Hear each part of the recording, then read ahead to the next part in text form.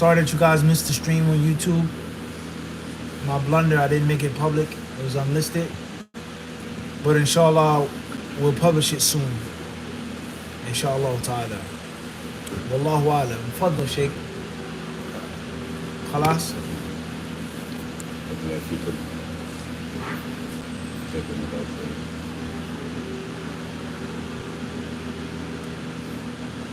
Questions come from Cincinnati, Ohio. Initials AG. Why is the wife obligated to obey the husband? Jazakallahu khairan.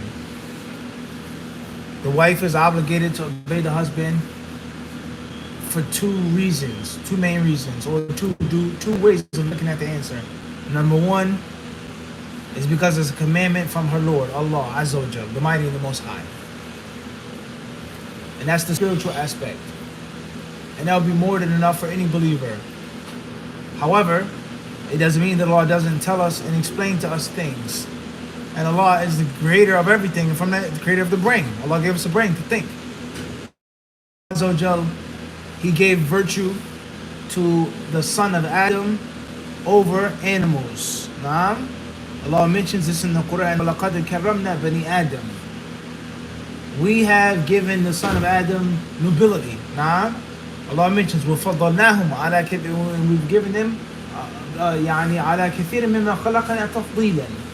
We've given the son of Adam a virtue over many things that we made and created. And from the virtue that Allah gave to the son of Adam is the aql, the brain, and the ability to reason. Rather, they're animals that have aql, and they're animals that think and that have intelligence, etc. And man, of course, is supposed to have the most. So, from the reasons and from the wisdoms why a woman has to obey her husband is that the husband has to protect the woman and should protect the woman and provide for her. He should respect her and honor her. He should be kind to her. He should keep her away from the countless evils in the world today. And many people today, they live in a modern world or a liberal world or a secular world. What do you mean obey your husband? It's not some medieval castle, a woman wearing a chastity belt. What are you talking about? I go to work, I have my own money, I pay my bills, I don't have to obey no man, the man obeys me, etc., etc., etc. I wear the pants in this relationship. We're not living in a caveman time type, no problem. I don't need no man to protect me. I don't need no man to keep me safe. I can protect myself, no problem. Khayr. Most people who talk like this and have this rationale, they're the same people who either are victimized or enjoy listening and learning and watching about other women who are victimized. Whether it's the workplace, whether it's school, whether it's on the street, whether it's in professional sports, whether it's in the military, and the list goes on. All right, so that's the reality. No one can deny that. Okay, no one can deny that. So therefore, a woman is supposed to obey the one that takes care of her and provides for her. So one of the ways that we understand what a woman's responsibility is by looking at the man's responsibility. And one of the ways that we understand a woman's responsibility is looking at the woman's nobility. Because the woman is supposed to be cherished and valued and taken care of, she has to pay that back. And from that is to obey the commands of the one who takes care of you. And a husband, inshallah ta'ala, who's upon the Quran and Sunnah, common sense, he's not going to tell his wife nothing unreasonable. He's not going to put too much on his wife, something that she can't bear. He's not going to burden her with 1,000 different commands. All right? Wallahu ta'ala alam. That's in brief, and Allah knows best.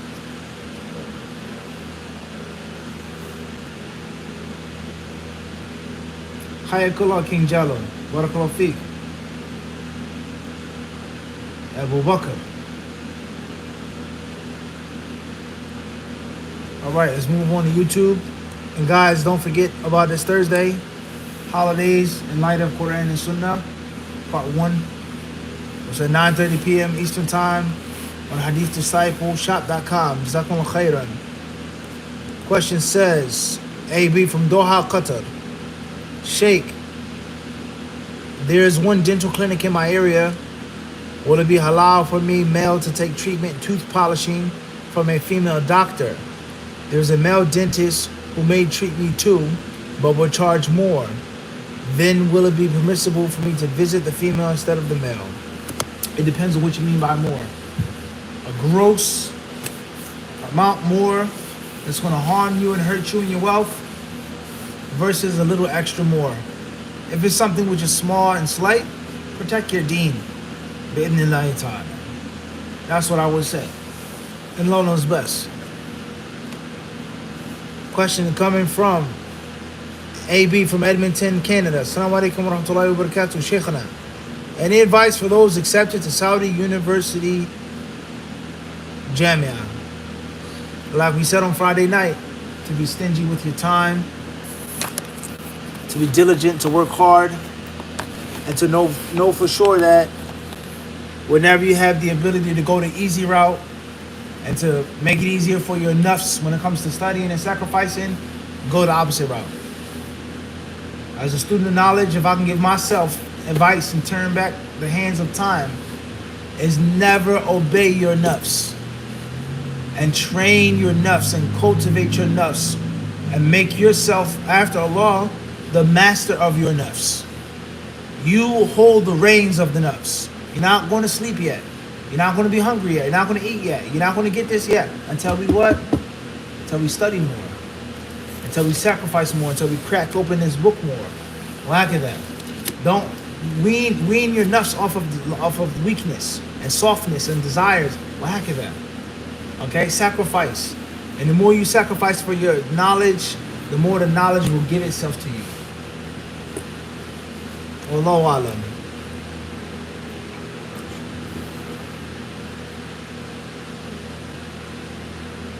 AY from Dubai, UAE.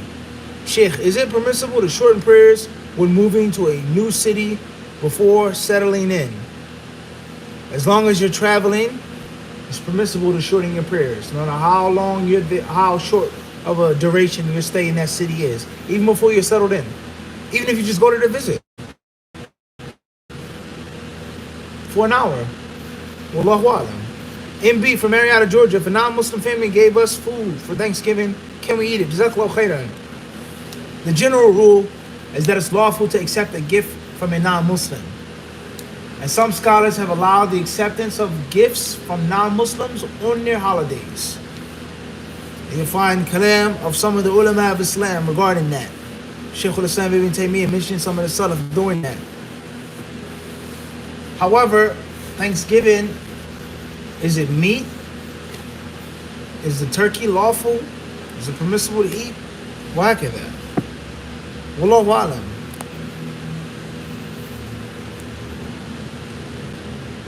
P.S. from Philadelphia, Pennsylvania.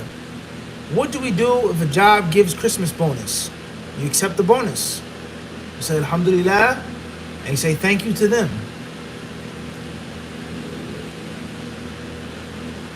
AB from Edmonton, Canada. Assalamu alaikum wa rahmatullahi wa barakatuh, Shaykhana. If I memorize Sulam Usul, do I still have to memorize Aqidat, Wasatiyah, and Kitab al-Tawheed? Memorize as much as you can, inshallah ta'ala, if you have the time and if you have the ability. That's my advice.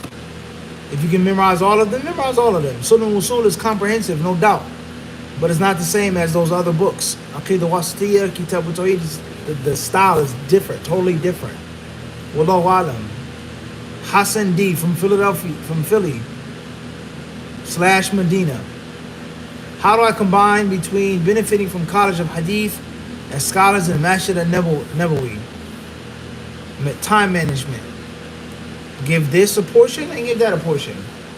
However, the college is fard. All other dealings and affairs and sheikhs and meetings is nothing. If you can do nafal and fard, you're blessed. If you can't manage both successfully, only do the fard. من شغله الفرد عن النفل فهو معذور ومن شغله النفل عن الفرد فهو مغرور. Some of the ulama of the past, they would say, the one who's preoccupied by the fard from doing the nafl has an excuse. And the one who's preoccupied from the fard because of the nafl is a fool. He's delusional. He's deluded. If you can do both, you do both. And if not, you do the what? The fard. All right? That's very important. Like I'm saying to college and doing well in any college that you're in. Wallahu alam. And there's more than enough time to do both. If you manage your time wisely, it's more than enough time. Wallahu alam.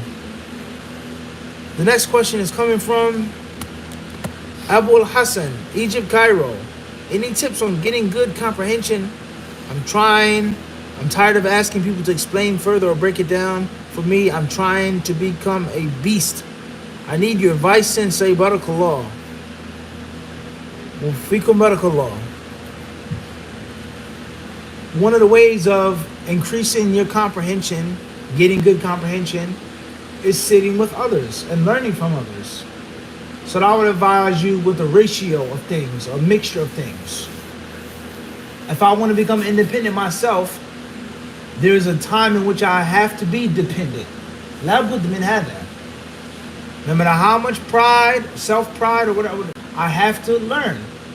At your feet, literally at your feet, sitting, watching your feet. And I have to soak it up, humble myself, and learn from you. Learn the tools and actually get the information from you. And as I sit and I learn with these different teachers and sheikhs, I also read books. I also train how to become a serious professional student of knowledge. And I eventually, gradually, stray away from being spoon-fed. It's very simple comprehension, yani, like a baby. How does the baby come out the womb? Miraculously goes right to the mother's breast, immediately. The baby doesn't ask for this and that, it drinks. And slowly but surely, the mother introduces other types of food. Crackers, biscuits, peas, carrots, peaches, etc., etc. And more, the mother weans the baby off the breast milk. And more, the baby learns how to pick up the food and smash it and mush it and make a mess in a high chair. And then that phase goes away. And the baby learns how to pick up and grab until the baby develops its own tastes. It doesn't like this, it doesn't like that. Until toddler, 7, 8, 9, 10, until you say, nah, no thank you. Your mother says you have to eat that food, you gotta eat the vegetables. You're living in our house. You're 18, you leave the house, you say, I'll never have to eat vegetables a day in my life. I'm a grown man. Well, I get that. So that's ilm. You have to humble yourself, you have to be spoon-fed, and at the same time, you learn from a teacher, from a sheikh, with the intention of straying away from being spoon-fed. And that's how you build up your comprehension. And also, it's to diversify your sources. If you take from one sheikh, one book, one style, you can get comprehension, but it's going to be limited. You mix with this sheikh, you learn from this one, this field, this, and you become stronger. So you have to think outside of the box. You have to think outside of the box as well. And that's all been explained on how to become a serious talibul ilm and how to understand. Wallahu ta'ala alam. Question is coming from, you got to mention your initials, please. If you're coming from Japan, Jazakallah khair on the city in Japan and initials. It says AM, Manchester, UK. I have a basic bank account out of necessity, yet I receive small amounts of interest. I do not use it and I'm unsure if I can give it in sadaqah due to conflicting views. What's best to do? What's best to do is to avoid that, get rid of that account. That's the best and safest thing to do, first and foremost. If you have to keep the account, if it's a necessity, then do something with the money without the intention of sadaqah. But you do biniyat takhallus, with the intention of getting rid of the money. But getting rid of the money doesn't mean that you throw it in the sewer or you burn it and squander it. Because there's so many needy people. So for example, you don't put it in a sadaqah box in the masjid. You put it what? You allow the Muslims, they build a wudu station or a bathroom or a roof or another road or plumbing, something like this. And even if you put it in a sadaqah box, Allah only accepts tayyib. He doesn't accept khabith. Perhaps that'll be a means of Allah guiding you and lessening your punishment. Allahu ta'ala alam. La basta huran, Sheikh. Inshallah. Question is coming from initials AH, Tabruket, Morocco. Assalamu alaikum wa rahmatullahi. Kayf haluka? What's your favorite recitation? Wa alaikum assalam wa rahmatullahi ta'ala wa barakatuh. Alhamdulillah, ana bi khair wa anta. Inshallah. La bas. Mizyan. Inshallah. My favorite recitation is probably Abdul Basit. Wallahu ta'ala adam. No doubt about that. The classic stuff, old school stuff. That's right, the whole squad. Husri. If I had to pick one from them, I'll say Abdul Basit. Wallahu a'lam. Initials Ari from Boston, Massachusetts. Should I wipe my feet when doing wudu or just washing the feet under the tap sufficient? I don't understand the question. What do you mean? Wiping your socks, boots, or actual wet feet? I don't understand. Yeah, your foot. SR from Ottawa, Ontario. I feel frustration rising in me every day. Situations more than I'm comfortable with, Sensei. How do I stop this frustration from happening so often? Thank you. Well, you got to ask Allah to give you peace of mind. And you have to ask Allah to give you inner peace. Allah mentions in the Quran that He is the one who sent down the sakina. He gave the Sahaba the sakina. He put it in their hearts. If you bay'unaka tahta shajara, when they gave you their oath of allegiance beneath the tree, He knew what was in their hearts. He gave them the sakina. So Allah Azza wa Jalla is the only one who sends down sakina. People inner peace, Zen, Buddhism, meditation, drugs, alcohol, movies, music, this mystic Sufi order, fulan, etc., etc., etc. Nature, blah, blah, blah, blah, blah, blah, blah, blah, blah. All of these different ways. But the first way of getting inner peace is Allah Azza wa Jalla. He is the one, He is the one who sent down the sakina. So that's step one, number one. Step number two is there's no point in you being frustrated at yourself or others when you realize that Allah is in control. La hawla wa la quwwata illa billah. There's no point in getting angry. The car's not going to move in front of you until Allah wants it to.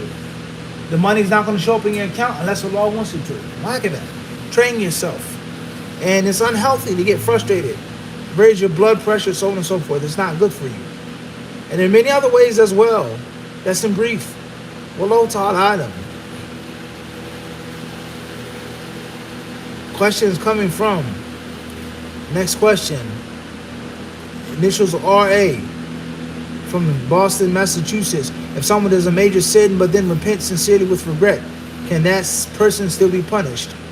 If they commit tawbah, a valid tawbah, then bi'idhnillahi ta'ala, Allah will forgive them and wipe away the sin. Have good thoughts of Allah subhanahu wa ta'ala. If you made a correct tawbah, don't even think like that. Period. That's su'ud dhan. That's bad thoughts of Allah. ID from India.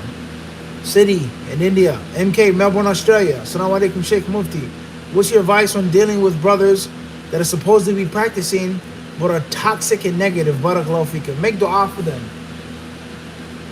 Oftentimes, people that are toxic and negative are victims, unfortunately. They're victims of trauma. They're victims of mistreatment. They're victims of a toxic household that they grew up in.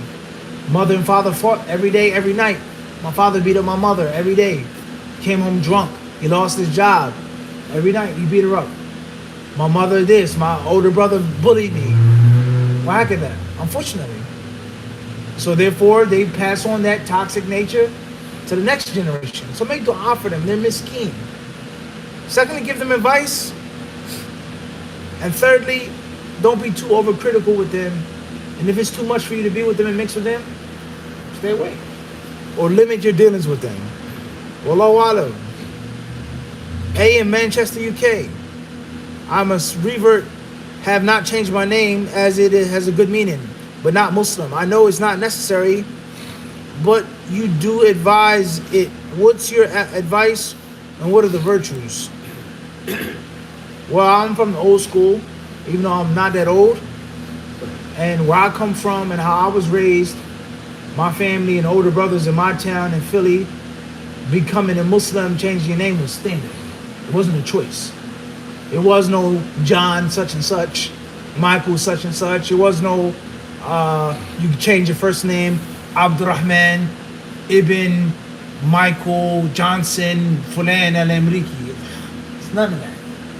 You changed your name, Abdurrahman, Abdul Salam. Abdul Rashid Fulan, that's how it was. And then when you had children, they were born and raised up with Muslim name or Arabic name, whatever it may be. Whatever. So that's my culture. That's where I come from, and I stick to that. I feel that that's best. I think it's better for you, with regards to Islamic identity, cutting yourself off from the past. Someone finds you, they hear about you, they see you. Hey, Johnny, my name is officially what? Abdurrahman. Just look at Muhammad Ali. How many people did he have to stop? Don't call me Cassius Clay no more. My name is Muhammad Ali. And that had an effect on his new identity and what he associated himself with in his new religion. And eventually people were forced to say, that's his name, because he changed it legally. So if he kept his name Cassius Clay, but I'm a Muslim, it's well known that I'm a Muslim, there's no issue. Many people will still refer to him as Cassius Clay. Many people will still think that he was a cross worshiper, think he was a Christian, think this was okay to give him and this. Well, heck of that. So my advice is when you come into Islam, is to change into a Muslim name. Now some people, they argue there's no such thing as a Muslim name. Omar, I had a brother, beloved brother, argue with this. He says, is Omar an Islamic name? He says Omar before Islam was named Omar. He's a mushrik, so it can't be an Islamic name. So I said, Ya akhi, what's the first thing you think about when you hear the name what? Omar ibn Khattab. You think of idol, Lat, Uzza? Of course not. So whether we like it or not, things that are a part of Arab culture have become Islamicized. That's have imtiaz. Nothing to do with religion. A Christian could say it, a Jew could say it, an Arab atheist. But when you see someone's passport, their ID, fulan, you automatically know and think he's a what? He's a Muslim, that's shit. And that comes with many benefits. It comes with many benefits, and not having that name comes with harms. And I don't differ that keeping a non-Muslim name or a Christian name or English name may come with benefits too. But not for every single person. Somebody behind the scenes, inside guy, he's covert. No one needs to know he's a Muslim working here. He helps out the Muslims from behind the scenes. And if they knew he was a Muslim, they would mistreat him too. That's a different story. We're not talking about that. A secret agent, right? We're talking about the average 9 to 5 Muslim. So my opinion is that change your name to a Muslim name. If you say it's an Arabic name, it's Arab nationalism, why? So be it. If a person became a Hebrew, a Jewish, Israelite, etc., he would associate himself with what? And different languages and culture, that's how it is. If I want to study jiu-jitsu or judo or aikido or this and that, kendo or such and such, I'm going to associate myself more with Japanese language and Japanese culture. And the deeper I go into the culture, the more I speak, the more I learn, the better at aikido I will become. That's a fact. So we live in a time in which people say, oh, there's no such thing as a Muslim name. That's just an Arab name. You don't have to keep your name. Ronald Martin, Johnny Johnson, such and such, such and such. Maybe. I don't agree with that. That's not my advice. Wallahu ta'ala alam. Sahatak Sheikh. Barakallahu fikum.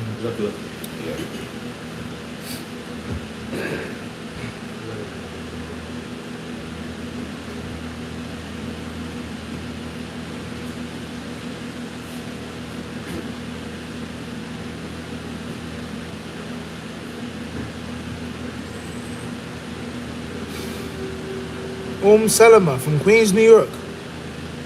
How do I sign up for the class tomorrow? You go to HadithDisciple.com. HadithDiscipleshop.com, excuse me.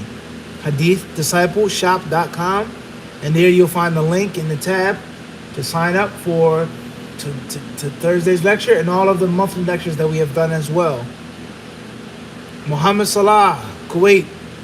Wood City in Kuwait. Farwania or other than that, Yahi. AA Birmingham, UK. May Allah bless you, Sheikh. Does attributing the child of zina to the biological father means they can inherit from each other, or are there two separate rulings? Well, first and foremost, we don't live in an Islamic state. So there's so many things that are off and wrong and incomplete and just obsolete, unfortunately, in the states in which we live. And from that is inheritance. A man dies and he says, I'm giving all of my money to my dog. Not supposed to have a dog as a pet. It says, well, it's my guide dog. I was blind. Or my hunting dog, or my security dog. Anyhow, whether you call it a pet or not, all of my money is going to my dog. And I have 5 sons, and they want to get what? Nothing. They don't deserve the money. They're not dutiful sons, etc., etc. Can he do that or not in the UK and America? He can do that or not? He can. And in Islamic state, that what? That will is what? Batil. It can't be done. And there's a difference between the inheritance and the will. Living in the UK, living in America, a person can do whatever they want to do. This is my child from zina, he's going to inherit from me. And my actual child from marriage can't inherit from me. So these are all disadvantages of living in the Catholic societies in which we live. Allah musta'an. And these are also from the disadvantages and the cons of living in the Middle East or North Africa or the Far East, in which is secular liberal Muslim societies. وَلَا حَوْلَ وَلَا قُوَّةَ إِلَّا بِاللَّهِ. So at the end of the day, just because the child is your biological son from zina doesn't mean they're allowed to inherit from you in Islam. Wallahu ta'ala adam.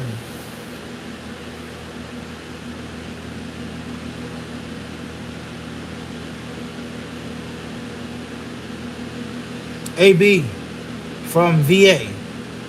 Next question. Hayakallah Khalaf Basha, Barakallah Feek. MF, Staten Island, New York. Is it haram to go to the movies with your spouse? There's nothing wrong with spending quality time with your spouse. Make sure that the quality time is quality time and not haram or disliked or doubtful. That's what I'll say. AA from St. Paul, Minnesota. I chose the path of being a student of knowledge. I will soon have enough money to take my wife and our mothers to Hajj. I myself have already done Hajj. I know saving for seeking knowledge full-time takes precedence, but I really want to take my wife and mother on Hajj. What do you advise, Mufti? It depends on what Mufti you want.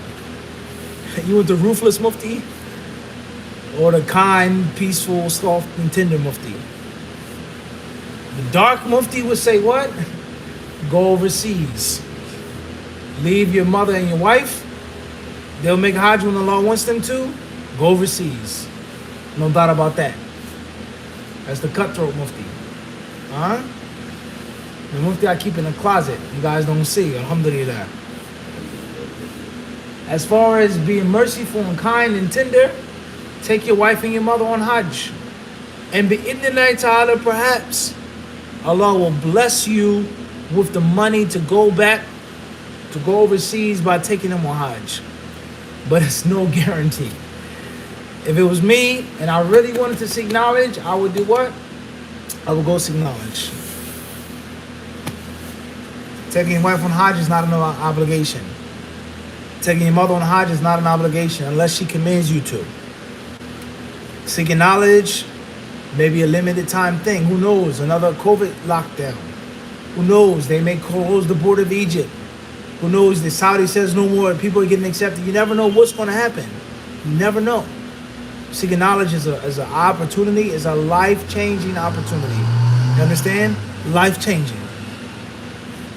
And the last thing I'll say here is that if I hadn't went overseas and sought knowledge and studied, you wouldn't be asking me that question right now today, correct? Do you think that I didn't have to make any sacrifices? Sheikh Khan, you think that? You don't think I had family members to try to hold me back? Naysayers, don't go. Oh, be patient. Don't leave your mother. Don't leave your family. Don't leave your country. Don't leave America.